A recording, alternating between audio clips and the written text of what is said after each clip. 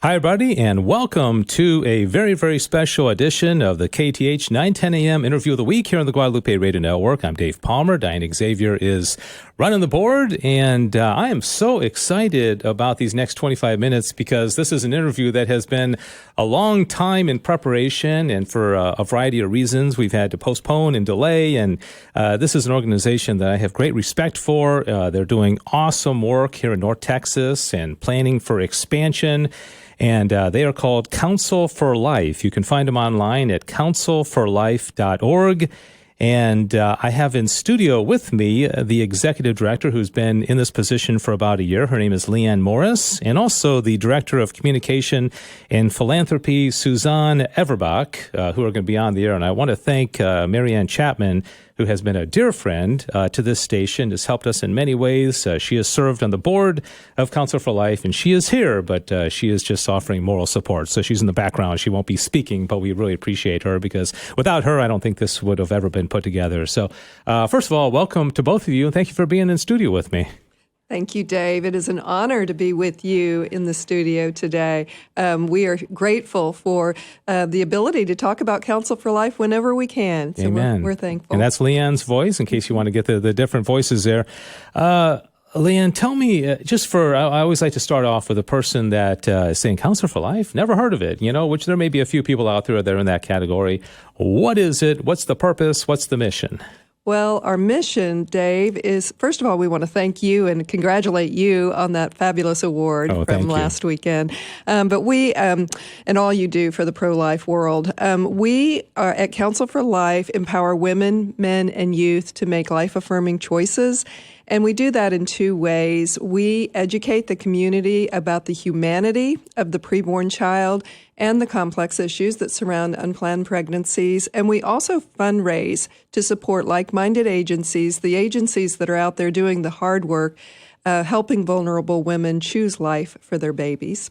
So you're able to have events and raise money, and then you choose the groups that are like-minded, doing great work. I think the CPLC, Catholic Pro-Life Community, is one of them, right? Yes, they are. Yeah. We go through a rigorous grant research cycle each year. This year, we just wrapped up. The beneficiary grant applications are due in December, and then we research the agencies for 2 months. Board members or former board members are the researchers. They do site visits. They speak with the executive director. They get to know the staff and the project that is being considered, and then they report back. And so we have meetings where we review the projects, talk about them, analyze them, and then we do a vote. And this year we're going to support 27 agencies for a record amount of money that we hope to raise this year, and now we are starting our fundraising cycle. And then we count on the Lord. That's where the director of philanthropy comes in, right? I am curious, and I'll go over to Suzanne Everbach, director of communications and philanthropy. A little bit about your role. You've been in your position for about a year, and just tell us about kind of the day-to-day work that you do, and also why being involved with Council for Life is important to you. Absolutely, Dave. And I just want to echo what Leanne said about what an incredible honor it is to be invited to share this time together with you today. And thank you for your bold, courageous voice for the vulnerable and voiceless, the unborn. Thank you. Thank you so much, and congratulations. Oh, thank you. On being the Pro-Life Person of the Year. Yes. A well-deserved honor, I must say, sir. And as Leanne mentioned, we're a nonprofit organization. We've been around for 22 years, and I just kind of wanted to speak to the why we were formed. 11 ladies who were greatly grieved and disturbed about the devastation of abortion in our city, across our nation, stepped out with incredible boldness and courage to form Council for Life. Their friends were supporting Planned Parenthood, going to their luncheon. And so we just are so thankful for those ladies being so courageous, and they have been unwaveringly true to Council for Life's mission that Leanne shared with you. And yes, we do want to educate. We feel like educating our community on the complex issues surrounding unplanned pregnancies and the irrefutable humanity of the life in the womb is something that we are called to do. It's even more essential in this post-Roe environment. So yes, we did just kick off our fundraising. That's the other piece of the equation, in addition to the education. And last year, the Lord blessed us abundantly. He went before us, and we were able to raise a record $1+ million to fund our 28 agencies, many of which are Catholic, Dave. Yeah. Yes, and we were so thrilled and blessed also to have Jim Caviezel as our featured speaker. How'd you swing that? Oh, yeah. Well, it's God. He's working miracles. You got Jesus, didn't you? Absolutely. We got Jesus. And so we really appreciate Jim, and his dedication to speaking out about the life issue, which is not a popular position in the Hollywood community. And he's been severely persecuted for that. He's lost many roles. Oh, yeah. But he has stood firm. And so it was a really special luncheon. We were blessed. And so, yes, we did just kick off this year's fundraising. We have 27 beneficiaries, and 5 of which are Catholic agencies: Birth Choice of Dallas, Catholic Pro-Life Community, In My Shoes, a maternity home, Loretto House, a pregnancy resource center in Denton, and then the Vitae Foundation. Oh, wow. That is awesome. So you say that, I'll go back to you, Leanne. You've got these many 27 groups, over $1 million is being dispersed to them, and then they're getting the money, and then you start the cycle again. Is that how it works? It's exactly. like, okay, that money has been spent. The bank account is pretty much flushed, and now we need to fill it back up again so that we can have another disbursement. Is that kind of how it works? That's exactly how it works. Okay. Thank you, Dave, for cluing in on that. We have our big fundraiser is the luncheon, which is in the fall, and this year it will be October 27th. We don't have the speaker completely confirmed, but we're very close, and so we'll be announcing that very soon. But we fundraise all year long, and we educate all year long. And as it's happened lately, in the most recent years, our luncheon speakers have been extremely educational. And we've been grateful for their voice, for the voiceless, as Suzanne said. And it is important to continue this effort because the myth is that abortion is necessary because women can't afford the child. They don't have the means to become a mother. And that's just not true. The reason we think abortion should be unthinkable is because it's unnecessary. The love that is available, the care, the resources that are available throughout the state of Texas and here in North Texas are really large. We have not just our agencies, but we have researched and vetted and funded more than 60 life-affirming agencies in the North Texas area. Like Suzanne said, there are pregnancy resource centers. There are maternity homes for those girls and young women who are homeless and pregnant. There are targeted media outreach organizations like Vitae that do absolutely what they have to do to reach the woman digitally. And we all know that's the most important means of reaching the woman. And then there are foster and adoption care agencies that we support, and parenting and life skills agencies, and then youth and college mentoring agencies. And I love what y'all are doing because these groups are doing the work. You know, they're on the front lines. They're, and they would rather not have to spend so much time fundraising. And then, Suzanne, y'all come in and say, here's a grant. That's right. Keep doing what you're doing. We are the ones out there raising the money for you. And that's just such a beautiful collaboration, isn't it? Yes, Dave, I could not agree more. And, our beneficiaries are the heroes in this fight. And it's such an honor. We have a unique model. We serve as the nexus between God's kingdom's resources and these beneficiaries who are the boots on the ground, working tirelessly to serve these vulnerable, innocent, unborn babies. They're precious moms who are desperate. They're devoid of hope. Yes, we love those babies, but we love those mamas too. They need, and like Leanne said, the resources are out there. We just need to increase awareness, and connect them to that, through their pregnancy and then after the baby's born, to come alongside them so that they can have flourishing lives, or they can, give their baby to a wonderful adoptive family to have a forever loving home. But we want them to be able to bravely choose life. Yeah, amen. And parent if they can. You both told me before we started recording that you both have 2 children each. My wife and I have been blessed with 3 that we've been able to raise. And you also said that a lot of the 11 women who started it had a lot of friends who were involved in Planned Parenthood.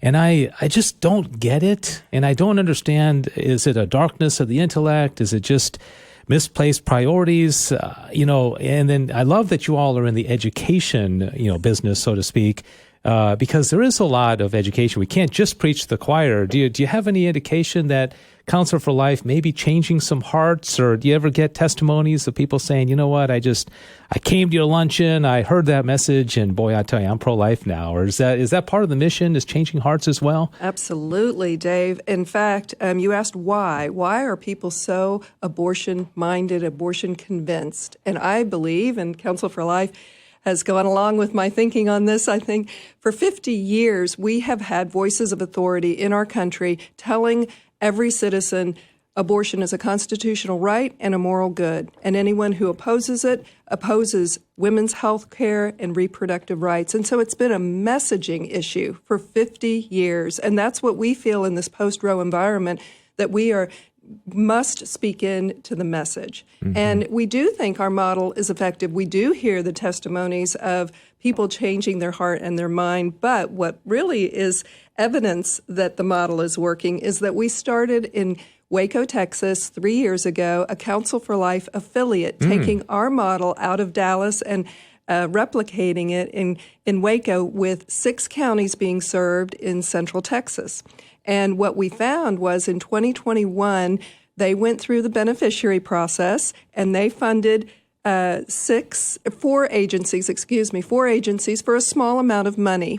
In 2023, they will fund 6 agencies for 6 times the amount of money that they funded just 2 years ago. Amen. And so they are definitely changing hearts and minds. And it just takes all it means is we have to start speaking about life in the womb, what it is, and what abortion actually is. And that's what our ladies did 22 years ago. And we're delighted to say that this year we will have raised and funded $12 million to different agencies. Oh, that's a lot of money. We're talking about Counselor for Life. You can find them online, counselforlife.org, and I'm sure that you can probably donate through the website, I'm guessing. You can find the right link there. And I have in studio with me the Executive Director, Leanne Morris, and also Director of Communication and Philanthropy, Suzanne Everbach, as well. And I want to get back to the expansion. You're in Waco, and when I mentioned expansion earlier, you kind of lit up. And so is the plan going forward to move to other places in Texas and maybe even beyond? Absolutely, Dave. And I'll have Suzanne hop in on this one too. But, Planned Parenthood gives us the statistics on how many abortions happen annually in the United States. Somewhere between 800,000 and 1 million abortions. 1 million unwanted pregnancies, unwanted babies every year are conceived. And in Texas, we account for 50,000 of those. It's a tragic number. And if you think about how that is allocated across our state, in our 4 major cities, that means that in Dallas, Houston, Austin, and San Antonio, 12,500 abortions every year. And if you think about Dallas, 12,500 abortions every year, that's 34 abortions every day. Wow. 365 days a year. Just a minute for that to sink in. 34 today will lose their life. Yeah. And so, yes, of course, our strategy is to reach into the other major metropolitan areas. Houston, San Antonio, Austin, and of course, Fort Worth. Yeah. We are delighted that we fund several agencies in Fort Worth. This year, we're funding, let me look at my chart here.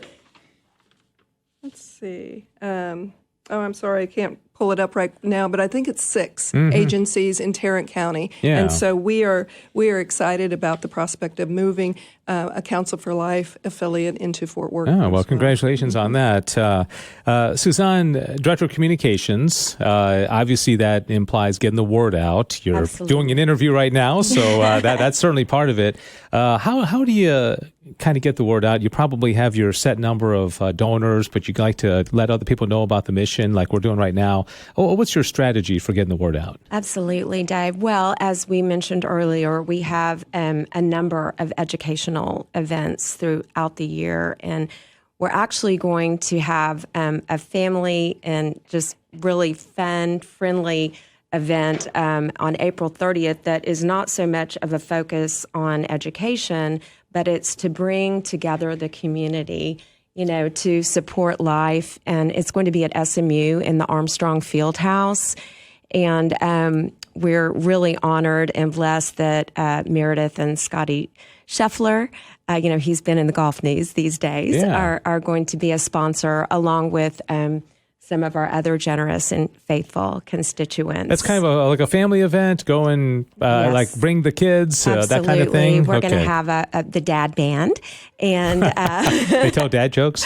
Absolutely. We are going to have a bounce house and face painting and food and a golf simulator and putt-putt, just more fun than should be allowed. You buy tickets or free admission? It is free admission. Okay. You can register on our website. And in fact, we'll be launching that event, the marketing efforts today.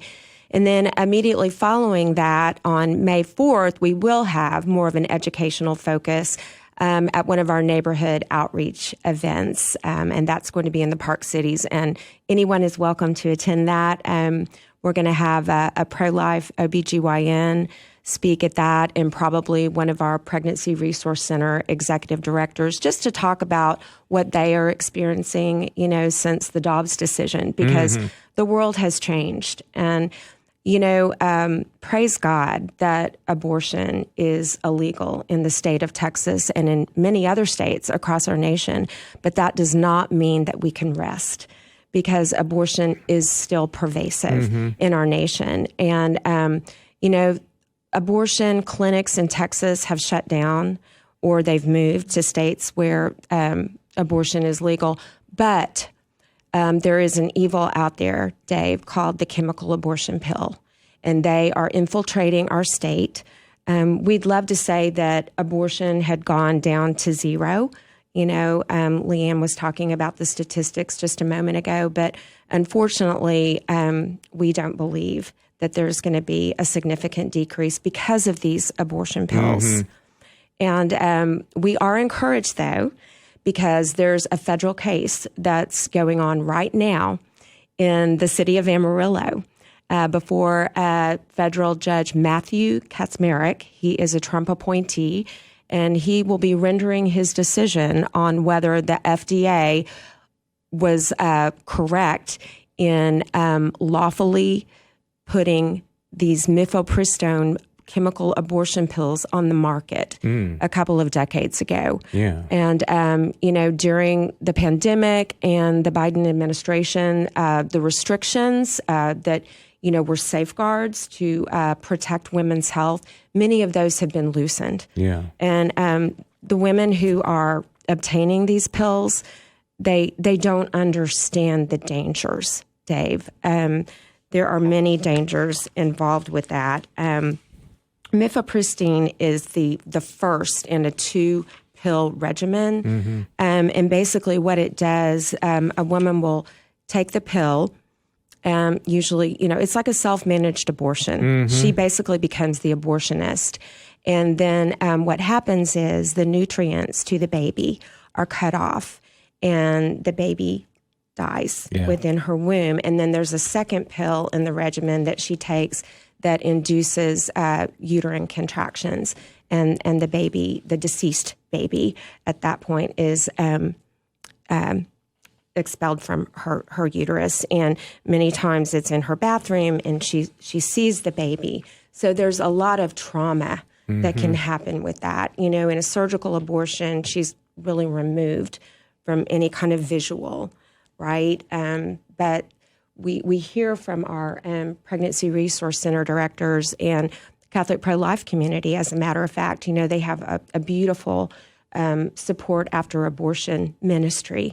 And they, usually it can take women who have experienced abortion and men decades, for that to come to the surface and to seek reconciliation and healing. But now with this chemical abortion, the trauma is much sooner. It's virtually immediate. Yeah.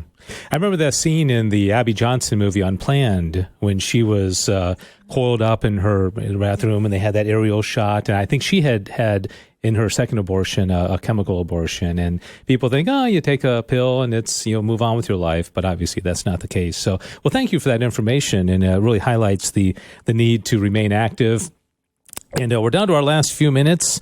Joined in studio, Leanne Morris is the executive director, and Suzanne Everbach is the director of communications and philanthropy for Counsel for Life. You can find them online at counselforlife.org, counselforlife.org, and do encourage you to support them. And I want to come back to you, Leanne, and talk about how people can help you. If they're listening right now and they want to get on board, volunteers. I know you've got the event coming up May 17th. In Waco, right? So just kind of speak to the various ways people can help you and if they feel so inclined. We're grateful for that invitation, Dave. The first and foremost thing everyone can do, every listener, I would ask you to pray. Pray for abortion to come to an end in our country. It's kind of an 1860 moment. When the country is divided over a moral issue. In 1860, the issue was slavery. Today, it's abortion.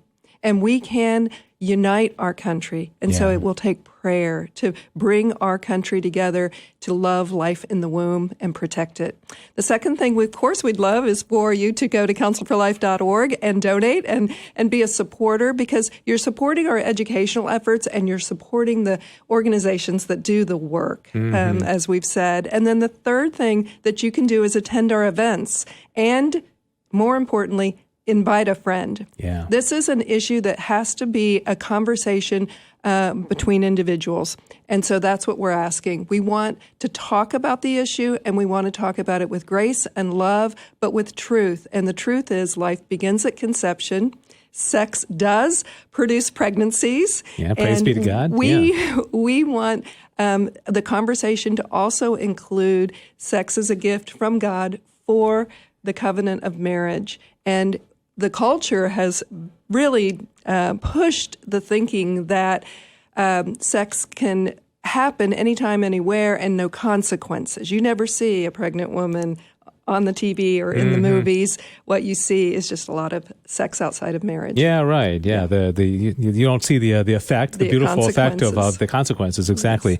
So thankful for y'all coming and spending time with me. I love your comparison to 1860 because nowadays, somebody who supports slavery, people are just like, seriously? Whereas back then it was very common. Right. And eventually that's going to be the case with abortion. And as people look back in history, it didn't happen on its own. It happened because people stood up. People like you, people like Counsel for Life, people like Guadalupe Radio Network and Catholic Pro-Life Community stood up, and it will be the patience, the diligence, the long suffering, the hard work that makes it happen. So, of course, with God's grace and His outpouring of showering of blessings upon us. So thank you for your work, and God bless you. Thank you for spending time with me today.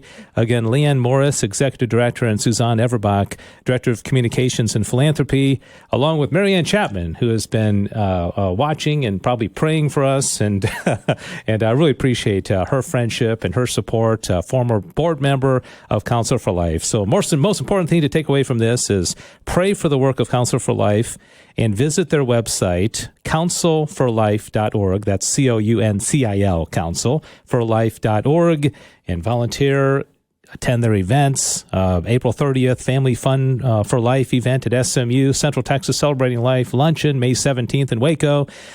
Get involved, donate, support them, and they're taking the money and they're giving it to all these 27 different organizations who are very much in need. So thank you so much, and it's great to see you both here. Thank you, Dave. We so appreciate it.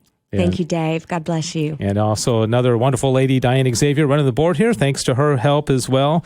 And thank you for listening to the interview of the week. And also, if you are like Marianne and you have a suggestion for a great interview in the future, please contact me directly, Dave Palmer at grnonline.com. Have a great rest of your weekend, and may God bless you.